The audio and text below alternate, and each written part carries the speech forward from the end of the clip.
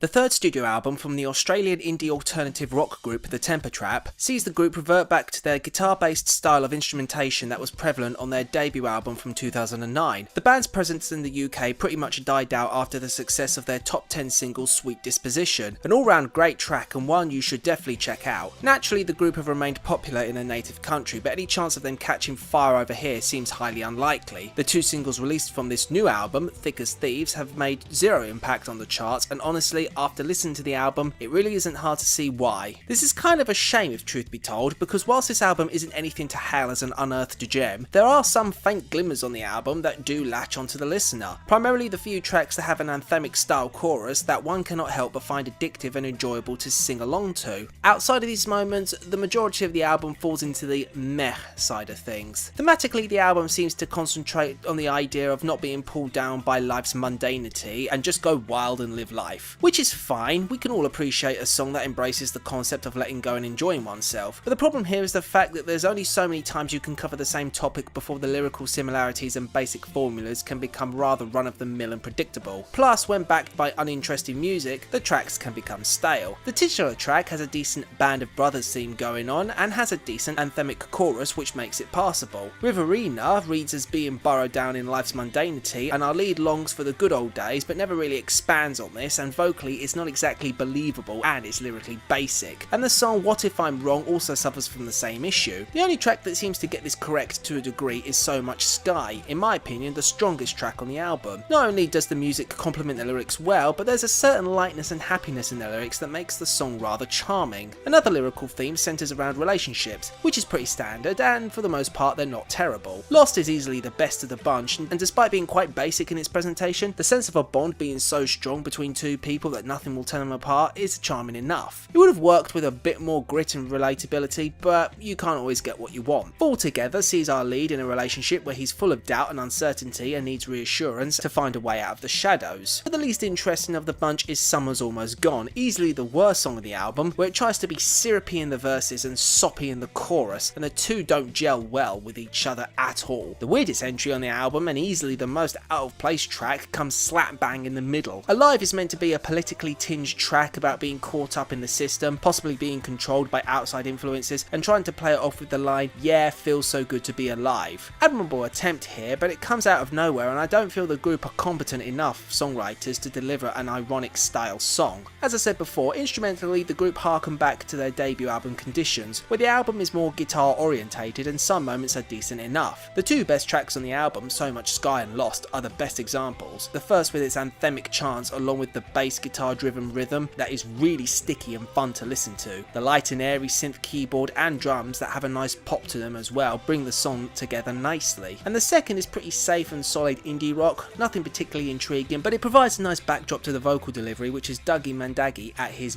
best on this album. Thick as Thieves has this really funky sandy groove emanating off of all the guitars that provides a great bounce throughout the track. It sounds pure Australian to my ears. Fall Together has a nice little danceable synth melody going on that embraces an anthemic vibe, which honestly is something I'm kind of surprised this group didn't do more of on this album. You could argue that Burn tries for an anthemic vibe, but it comes off very underwhelming. Alive has a good bass riff underneath, and with the electric guitar rhythm and brief inclusion of warped synth lines, it's the strongest part of the song. Summer's Almost Gone goes for an ambient kind of sound, very heavy on the synths, but the instrumentation all in all is so smudged, and the inclusion of reverb as well, it's not exactly an enjoyable listen. And as the longest track on the album at over 5 minutes long, that's not good. And the final track, Ordinary World, kind of sums up my mood by the end of the project. I'm just riding the waves until the album's over because all interest has just evaporated. Overall, if the group had embraced a more anthemic approach, gone completely all out and presented something with a lot of energy consistently throughout, repeatable chorus, memorable hooks and melodies, it could have been a solid album that you could just put on and enjoy for what it is. But for the most part, it peters off into meandering in one ear and out the other, and all you're interested in are the 3 tracks that are worth a damn. Vocally, Mandagi's upper register is effective, but there are times when they become incredibly grating on the nerves. See Ordinary World for falsetto at its most insufferable. At the end of the day, you're not going to remember much of what's on here once you're done listening to it, but as is with anything, it could have always been a hell of a lot worse, so take that for what it's worth. Overall, I score this album a 64 out of 100.